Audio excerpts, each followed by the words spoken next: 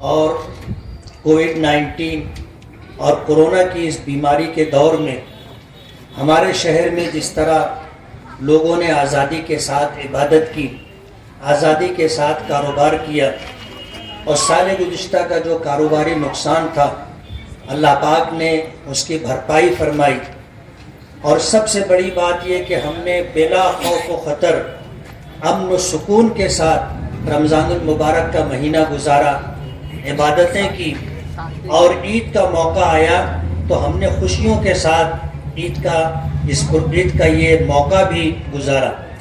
یہ اللہ رب العالمین کا کرم ہے۔ عربی کا جملہ ہے السعی منی والاتمام من اللہ، کوشش کرنا اپنا کام ہے اور کاموں کی تکمیل اللہ رب العالمین کے قبضے قدرت میں ہے۔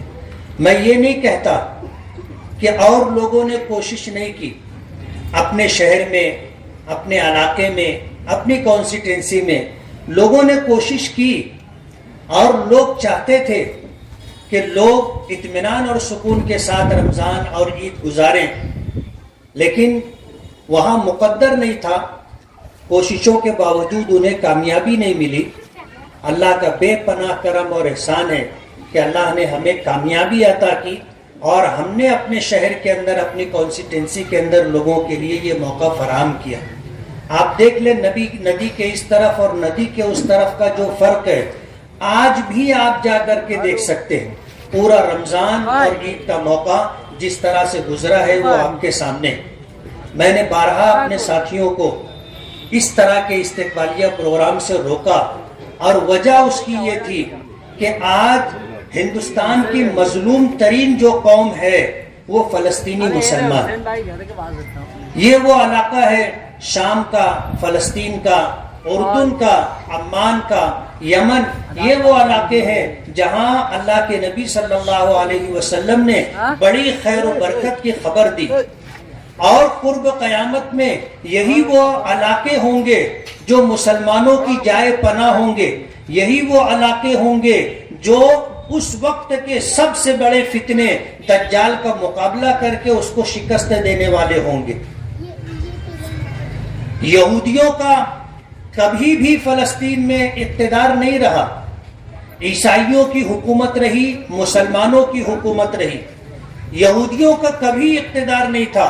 لیکن جنگ عظیم ثانی میں ان یہودیوں نے اتحادی طاقت کو جو مالی مدد کی تھی، جنگ ختم ہونے کے بعد امریکہ اور برطانیہ نے ان سے یہ پوچھا کہ تم چاہتے کیا ہو، تم نے ہماری جو مالی مدد کی تھی اس کے بدلے میں ہم تمہیں کیا دیں؟ تو انہوں نے کہا کہ ہمیں فلسطین کے اندر جگہ دی جائے اور وہاں پر ہم اپنی حکومت قائم کریں گے۔ 1948 میں امریکہ اور برطانیہ نے وہاں کے فلسطینی مسلمانوں کو اجاڑ کر کے، ان کے رہتے گھر کو چھین کر کے پوری بستی یہودیوں کے تابع میں دی، اور یہودیوں کا اقتدار رہا۔ یہ 73 سال ہوئے ہیں ان کے اقتدار کو، ورنہ اس سے پہلے تاریخ میں کبھی یہودیوں کا وہاں اقتدار نہیں رہا۔ آج جو صورتحال ہے کہ ایک طرف نہتے فلسطینی مسلمان ہیں، اور دوسری طرف امریکہ برطانیہ کی حمایت کردہ صہیونیوں کی، اسرائیلیوں کی جو ایٹمی طاقت سے مزین حکومت ہے، ان کے مقابلے میں یہ نہتی فلسطینی مسلمان 1948 سے مسلسل جدوجہد اور کوشش کر رہے ہیں۔ کوئی دن ایسا نہیں گزرتا کہ یہودی اپنی اقتدار کو، اپنی حکومت کی جو ہے جغرافیائی اعتبار سے اضافے کی کوشش نہ کرتے ہوں۔ ہر دن وہ اس بات کی کوشش کرتے ہیں کہ مسلمانوں کی زمین غصب کر کے، اس پر قبضہ کر کے یہودیوں کو بسایا جائے، لیکن کوئی دن ایسا نہیں گزرتا کہ فلسطینی اپنے حق کے دفاع کے لیے اور بیت المقدس کی حفاظت کے لیے جدوجہد اور کوشش نہ کرتے ہو۔ کہتے ہیں جنگ حوصلوں سے لڑی جاتی، ہتھیار سے نہیں، حوصلوں سے لڑی جاتی ہے۔ آپ فلسطینی چھوٹے چھوٹے بچوں کو دیکھو گے، بچیوں کو دیکھو گے کہ جو بندوق بردار آرمی اور فوج کے آدمی کی آنکھوں میں آنکھیں ڈال کر کے دیکھتے۔ آپ نے وہ منظر بھی دیکھا ہوگا، ایسے چھوٹے چھوٹے بچے دونوں ہاتھ میں پتھر لے کر کے فوجیوں کے سامنے کھڑے ہیں جن کے پاس جدید ترین بندوقیں ہیں۔ آپ حیرت کریں گے ہمارے بچے کون سا کھیل کھیلتے ہیں؟ فلسطینیوں کے بچے شہید کھیلتے ہیں کہ جب وہ کھیلتے ہیں تو مصنوعی طور پر فائرنگ ہوتی ہے اور کسی بچے کو زخمی کیا جاتا ہے، وہ بچہ گرتا ہے تو یہ بچے مل کر کے اس کو اٹھاتے ہیں، اسٹریچر پہ ڈالتے ہیں اور اس کو لے کر کے ہاسپٹل کی طرف بھاگتے ہیں۔ شہید کا کھیل کھیلتے ہیں، مرنا ان کے لیے کوئی بات نہیں ہے۔ حضرت علی رضی اللہ تعالی عنہ کا وہ تاریخ ساز جملہ جنگ بدر کے موقع پر جب مبارزت ہوئی اور 1 by 1 مقابلہ ہونے لگا تو مشرکین کے لشکر سے مرحب نامی پہلوان نکلا تھا جس کو زمانے جاہلیت میں 1000 لوگوں کے برابر طاقتور مانا جاتا تھا، بڑا قداور لہیم و شہیم۔ جب وہ نکل کر کے آیا، اس نے مقابلے کی دعوت دی، حضرت علی رضی اللہ تعالی عنہ نکل کر کے گئے، جو اس وقت نوجوان تھے، بچوں میں شمار ہوتا تھا، نوجوان تھے، گئے تو مرحب مسکرا کر کہنے لگا کہ تو مجھے جانتا ہے؟ حضرت علی نے کہا کہ ہاں میں جانتا ہوں، تو قریش کا ایک شخص ہے، تیرا نام مرحب ہے، تو طاقتور پہلوان آدمی ہے۔ کہا کہ میں 1000 لوگوں کے مقابلے میں تنہا بھاری ہوں اور تو بچہ ہو کر مجھ سے مقابلے کے لیے آیا ہے۔ تو حضرت علی نے پوچھا تھا کہ تو مجھے پہچانتا ہے؟ تو اس نے کہا کہ ہاں میں پہچانتا ہوں، تو ابو طالب کا بیٹا عبد المطلب کا پوتا ہے اور قریش کا ایک فرد ہے۔ کہا کہ نہیں، میں اس ماں کا بیٹا ہوں، میں اس ماں کا بیٹا ہوں جس کو موت زندگی سے زیادہ عزیز تھی، زندگی سے زیادہ عزیز تھی موت۔ آج فلسطینیوں کا یہی حال، حضرت علی نے مقابلہ کیا اور اس مرحب نامی پہلوان کو حضرت علی نے جہنم رسید کیا۔ آج فلسطینیوں کا یہی حال ہے، 73 سال کم نہیں ہوتے، دن 2 دن کی بات نہیں ہے، 73 سال سے اسرائیلی فوجوں کا مقابلہ کر رہے ہیں۔ میں 4 مرتبہ اس علاقے میں گیا ہوں اپنے ساتھیوں کے ساتھ، میں نے دیکھا ہے کہ یہودی خوف کی زندگی گزار رہے، خوف کی زندگی۔ انہیں ڈر ہوتا ہے کہ پتہ نہیں کب کدھر سے پتھر آئے گا اور لگ جائے گا۔ تحریک انتفاضہ جو یاسر عرفات مرحوم نے شروع کیا تھا، آج پورا فلسطین اس راستے پر ہے، ہاتھ میں پتھر لے کر چلتے ہیں اور جہاں موقع ملتا ہے یہودیوں کو مارتے ہیں۔ میں نے دیکھا ہے وہاں پر اپنی آنکھوں سے کہ 3 فوجی چوک چوراہے پر کھڑے ہوتے ہیں تو تینوں کی پیٹھ ایک دوسرے کی طرف ہوتی ہے، 3 فوجی ایسے کھڑے ہوتے ہیں، ایک کا منہ ادھر ہوتا ہے، ایک کا منہ ادھر ہوتا ہے، ایک کا منہ ادھر ہوتا ہے۔ اتنی ڈر اور خوف کے ساتھ فوجی وہاں پر ہے اور فلسطینی مسلمان مسلسل جد و جہد کر رہے ہیں۔ ہم پر واجب ہے، ہم لوگوں پر لازم ہے کہ ہم ان فلسطینی مسلمانوں کی مدد کریں۔ ظاہر بات ہے ملکوں کی گھیرا بندی اور ملکوں کی علاقائی فصیل اور سرحد کی وجہ سے ہم وہاں جا کر کے شانہ بشانہ رہ کر کے ان کا ساتھ نہیں دے سکتے، لیکن ہم اپنی زبان سے ظالموں اور غاصبوں کے خلاف مظلوموں کی حمایت میں بیان جاری کر سکتے۔ ہم دل سے اس کو برا سمجھتے ہیں اور یہ ہماری آرزو اور تمنا ہے کہ اللہ اگر ہمیں موقع دے گا ہم ان اپنے مظلوم نہتے مسلمانوں کے شانہ بشانہ کھڑے ہو کر کے ظالم اور غاصب یہودیوں سے مقابلہ کریں گے۔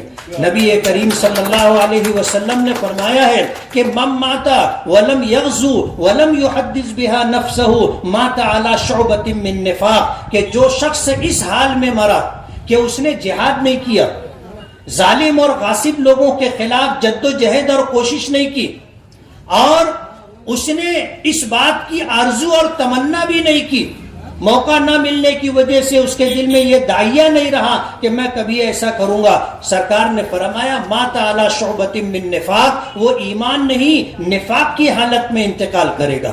ہم مسلمانوں کا یہ فرض بنتا ہے کہ ہم ان ظالم اور غاصب یہودیوں کے خلاف جد و جہد میں شریک ہوں۔ اگر ہمیں موقع ملے طاقت کا استعمال کریں، طاقت کے استعمال کا موقع نہ ہو زبان کا استعمال کریں، زبان سے بھی اگر کہنے کی جرأت اور ہمت نہیں ہے تو دل کو دل سے اس کو برا سمجھیں۔ اور آج دنیا بھر میں جو اسرائیلی مصنوعات ہیں، یہ پیپسی ہے، کوکا کولا ہے، اس طرح کے جو مشروبات ہیں، اور اسی طرح کھانے کی، پینے کی، لباس کی سینکڑوں مصنوعات ہیں، سینکڑوں کمپنیاں ہیں جو یہودیوں کی ہے، اور ان لوگوں نے, ان کمپنیوں نے یہ طے کر رکھا ہے کہ جو نفع ہوگا اس کا اتنا % جو ہے اسرائیل کو جائے گا, وہ اسرائیل اس سے ہتھیار بنائے گا اور مسلمانوں کے خلاف استعمال کرے گا. ہم لوگ ان کے کاروبار کو طاقت پہنچاتے. آج اپنے شہر کے اندر کچھ ایسے نادان لوگ بھی ہیں جو اسے خرید کر کے پھینک رہے ہیں. بے وقوفی کی انتہا ہے. آپ نے خرید لیا, خریدنے کے بعد جو نفع, جو پیسہ جانا تھا وہ تو چلا گیا اسرائیل تک. آپ کو بائیکاٹ کرنا ہے, آپ کو اسرائیلی مصنوعات کبھی بھی نہیں خریدنا ہے. کریں گے ایسا؟ آپ جاننے کی کوشش کیجئے کہ اسرائیلی مصنوعات کیا ہیں اور اس کے خریدنے سے احتیاط کریں, اجتناب کریں. یہودی مصنوعات کو نہ خریدیں. یہ مسلمانوں کے خلاف استعمال کیا جانے والا پیسہ ہے. ان کے سامان کو خرید کر کے ہم اسرائیل کو طاقت پہنچا رہے ہیں اور مظلوم فلسطینی مسلمانوں کے خلاف نادانی اور انجانے کے اندر ہم آگے بڑھ رہے ہیں. میں نے اپنے ساتھیوں سے جو استقبالیہ پروگرام کرنا چاہتے تھے, میں نے ان کو منع کیا کہ یہ موقع ایسا نہیں ہے کہ یہاں پر ہم کوئی تقریب منعقد کریں. آج ہمارے نہتے فلسطینی مسلمان 11 دن سے اسرائیل کا مقابلہ کر رہے ہیں, اور اللہ کا بہت بڑا کرم ہے کہ مصر کی ثالثی کے بعد اسرائیل نے جنگ بندی کے فیصلے کو قبول کیا. طاقت کے زوم میں وہ یہ سمجھ رہا تھا کہ میں غزہ کے مسلمانوں کو صفحہ ہستی سے مٹا دوں گا. ہزاروں بم گرانے کے بعد 35 مسلمان شہید ہوئے, 1600 زخمی ہوئے, اور نہ معلوم کتنے گھر, بلڈنگیں سب زمین بوس کر دی گئی. لیکن فلسطینی مسلمانوں نے ہمت اور حوصلہ نہیں ہارا, مسلسل جد و جہد کرتے رہے. آخر اسرائیل کو گھٹنے ٹیکنا پڑے اور جنگ بندی کے فیصلے کو قبول کرنا پڑا. میں اس موقع پر اپنے ساتھیوں سے منع کر رہا تھا کہ استقبالیہ پروگرام نہ رکھے. فلسطین میں جو کچھ ہو رہا ہے اس کا تقاضا یہ ہے کہ ان نہتے فلسطینی مظلوم مسلمانوں کا درد ہم اپنے دل میں محسوس کریں. اس لیے کہ نبی کریم صلی اللہ علیہ وسلم نے فرمایا کہ ایمان وہ رشتہ ہے کہ اگر کسی ایمان والے کو مشرق میں کانٹا چبھے تو مغرب میں رہنے والے مسلمان کو اس کا درد محسوس ہونا چاہیے. یہ ہماری ذمہ داری ہے.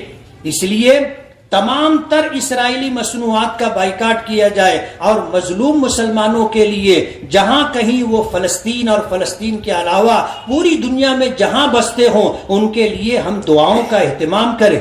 جمعیت علماء کی طرف سے آج یوم دعا کی اپیل تھی اور جمعہ کو تمام مسجدوں کے اندر وہ اپیل پہنچائی گئی کہ جمعہ کی نماز میں فلسطینی مسلمانوں کے لیے دعا کریں. لیکن یہ دعا اتنے پر ہی نہ رک جائے. ہم سب کی ذمہ داری ہے کہ جب دعا کے لیے ہاتھ اٹھائیں پوری دنیا میں بسنے والے مسلمانوں کی عزت کے لیے, وقار کے لیے, خوشحالی کے لیے, خوشگوار زندگی کے لیے اور ان کے اہل و عیال کی سلامتی کے لیے دعا کریں.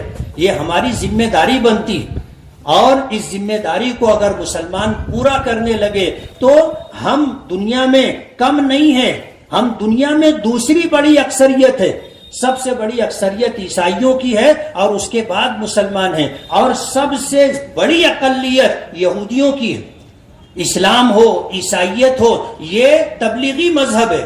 یعنی اگر ہم نے کسی کے سامنے اسلام کا پیغام پیش کیا, اس نے قبول کیا اور کلمہ پڑھ لیا تو وہ ہمارا مسلمان بھائی ہے.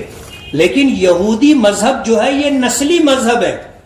جو یہودی کے پیٹ سے پیدا ہوگا وہ یہودی ہوگا, اور جو یہودی کے پیٹ سے پیدا نہیں ہوا وہ یہودی مذہب قبول بھی کرنا چاہے تو یہودی مذہب قبول نہیں کر سکتا, وہ یہودی نہیں بن سکتا. تو دنیا کی سب سے بڑی اقلیت, سب سے کم تعداد میں اگر دنیا میں کوئی ہے تو وہ یہودی ہیں.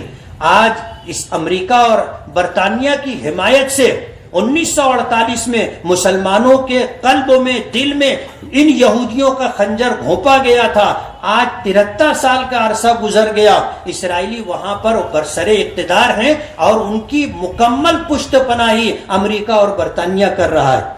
آج اس موقع پر ہماری ذمہ داری بنتی ہے کہ ہم اپنے مظلوم نہتے فلسطینی مسلمانوں کے لیے دعا کریں اور ہتھیار کے طور پر اسرائیلی مصنوعات کا بائیکاٹ کریں. یہ مظلوم نہتے فلسطینی مسلمانوں کے کاز اور ان کے حقوق کے لیے ہماری مدد ہوگی.